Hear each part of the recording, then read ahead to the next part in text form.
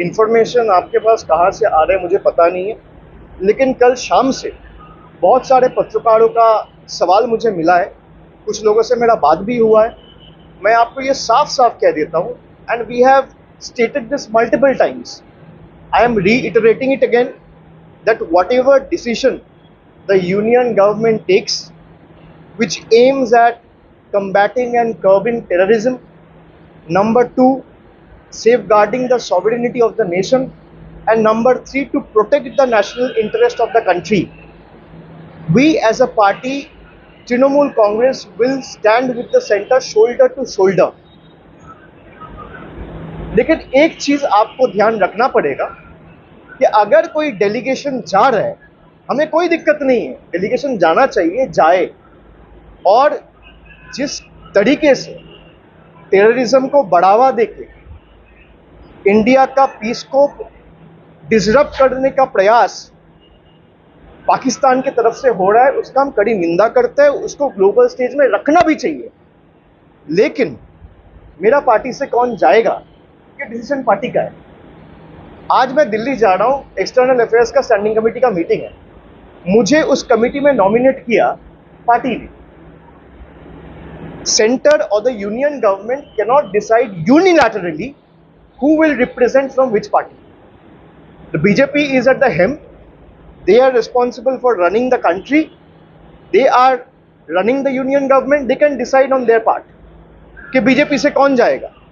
अब मान लीजिए कांग्रेस से कौन जाएगा, तृणमूल से कौन जाएगा, डीएमके से कौन जाएगा, आम आदमी पार्टी से कौन जाएगा, समाजवादी पार्टी से कौन जाएगा, ये बीजेपी तय नहीं कर सकती। This has to be decided by the respective party leadership.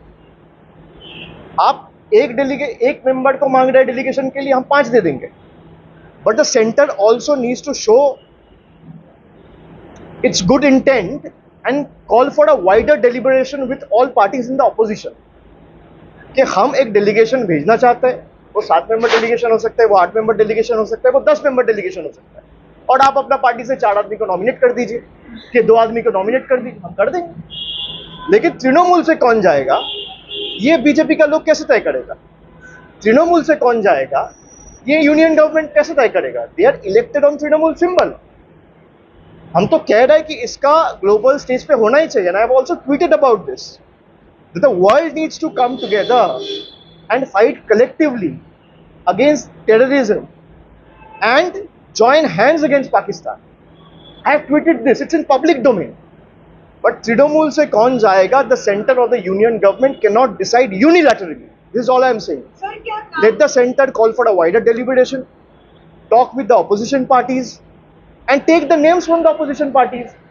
भाई तृणमूल से अगर पार्टी लीडरशिप को लगा कि मुझे यहाँ से 3 लोगों को भेजना चाहिए जो इस मुद्दे पे अच्छा बोल सकता है, अच्छा कह सकता है, जो पार्टी का स्टैंड, देश का स्टैंड को ठीक तरीके से ग्लोबल स्टेज पे प्रेजेंट कर सकता है, एस्टैब्लिश कर सकता है, उसी को पार्टी भेजेगा।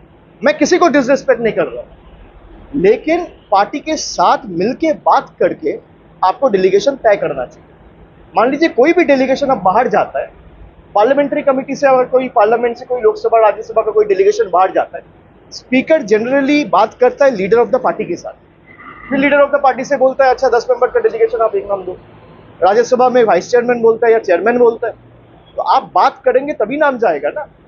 बीजेपी के लोग कैसे तय करेंगे कि तृणमूल से कौन जाएगा? हम लोगों का वोट से, प्यार से चुन के आए, we are answerable to the people of the country, not to a political party. तो इसको आप लोग इस तरीके से प्रेजेंट ना करें कि तृणमूल ने बॉयकॉट किया ऑपरेशन सिंदूर। हम कहीं बॉयकॉट नहीं कर रहे हैं, I am putting this on record. Trinamool is the only party जिसने इसको पॉलिटिसाइज नहीं किया। The ruling dispensation including a few party in the opposition also has tried to politicise it. I condemn it. भाई जहां देश की बात हो वहां पॉलिटिक्स की जगह ही नहीं है, ये साफ साफ हम कह रहे हैं। And our chairperson has stated this time and again. আপনি রদবদলের প্রস্তাব জমা দিয়েছিলেন সেপ্টেম্বর মাসে, অবশেষে সেই রদবদল হয়েছে। দেখা যাচ্ছে দুটো সিগনিফিকেন্ট বিষয়, একটা হচ্ছে বীরভূমে অনুব্রত মণ্ডলকে সভাপতি পদ থেকে সরিয়ে দিয়ে কোর কমিটিতে ঢোকানো হয়েছে, এবং উত্তর কলকাতা সুদীপ বন্দ্যোপাধ্যায়কে সেম সভাপতি পদ থেকে সরিয়ে দিয়ে আপনার একটা কোর কমিটি গঠন করে দেওয়া হচ্ছে।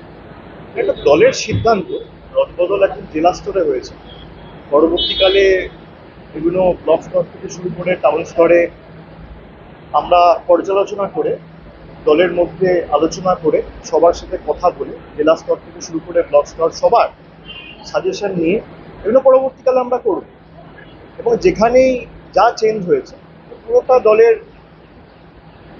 আমাদের নেত্রীর অনুমোদনে এটা করা হয়েছে। আপনারা সকলে জানেন এটা প্রকাশিত হয়েছে গত পরশুদিন এবং কোথায় কি থাকবে কি না থাকবে পারফরমেন্সের বেসিসে বিগত দিনে কিভাবে তারা কাজ করেছে, অনেক জায়গায় অনেকে এমপি হয়ে গেছে তাদেরকে জেলা স্তর থেকে সরিয়ে এসে রাজ্যে নিয়ে আসা হয়েছে।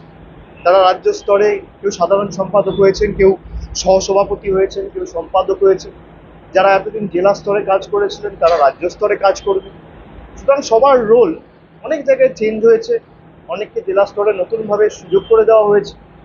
যারা হয়তো খুব ভালো প্রচেষ্টা করেছে কিন্তু আশানুরূপ বা প্রত্যাশিত হয়তো আমরা ফল করতে পারিনি, কিন্তু পরিশ্রমের কোনো কমি রাখেনি, তাদেরকেও আমরা পুরস্কৃত করেছি অনেক জায়গায়।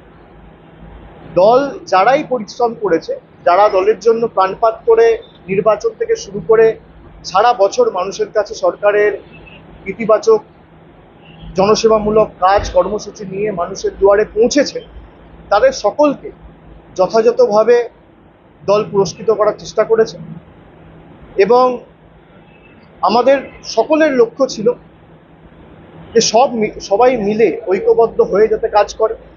আপনি উত্তর কলকাতার ক্ষেত্রে বা বীরভূমের ক্ষেত্রে যেটা বলছেন, সেখানেও নেতাজি ইন্ডোরে মমতা বন্দ্যোপাধ্যায় নিজে বলেছেন যে কোর কমিটিতে যারা ছিলেন সেখানে অনুব্রত মণ্ডলও থাকবে। গতকাল কোর কমিটির মিটিংও হয়েছে বীরভূমে, আপনারা দেখেছেন।